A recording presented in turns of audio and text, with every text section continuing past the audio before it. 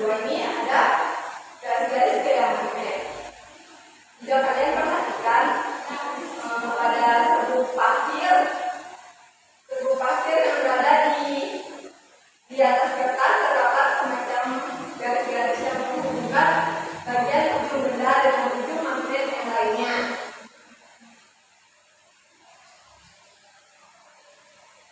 Nah, pada gambar di samping, ini tidak terlalu jelas, tapi kalian perhatikan ini merupakan pemisah,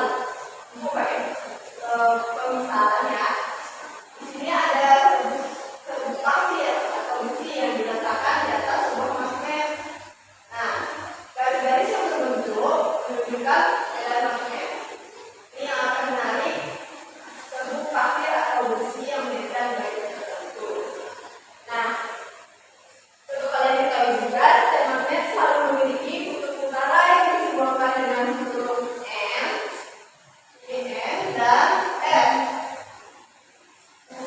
Jika kalian mendekatkan dua magnet dengan kutub sejenisnya, maka magnet tersebut akan saling tolak menolak. Nah, itu pakai pemisahan. Di sini kan tidak ada gambar hurufnya. Di sini ini N, dia sejenis, misalnya N dan E. Kalau dia ditempelkan itu dia saling tolak menolak satu sama lain. Nah, selanjutnya, itulah mengapa yang menyebabkan tadi akan lakukan percobaan keduanya. Ada saatnya kedua magnet tersebut saling tolak menolak. Namun jika kalian mendekatkan dua magnet dengan kutub yang berbeda, maka mereka akan saling tarik menarik. Contohnya seperti ini. Itu akan saling tarik menarik, beda dengan yang tadi.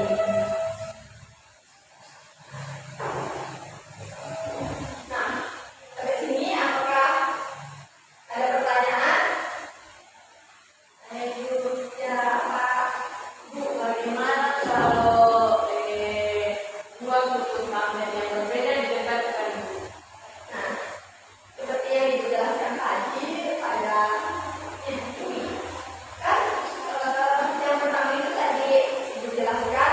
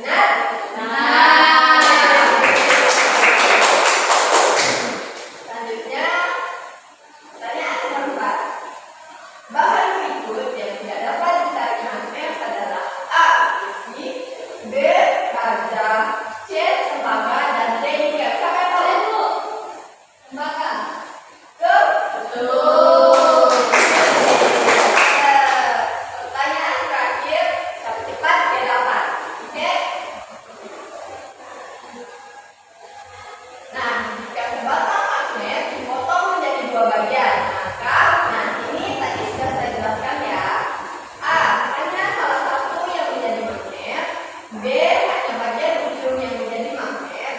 C. Kedua potongan tetap menjadi magnet dengan dua kutub. D. Magnet hilang. Siapa yang bisa? Saya Bu. Nah, jawab. Jawabannya yang C. Dua potongan perak menjadi magnet dengan dua kutub. Betul? Betul. Itulah tadi pertanyaan yang diberikan untuk menilai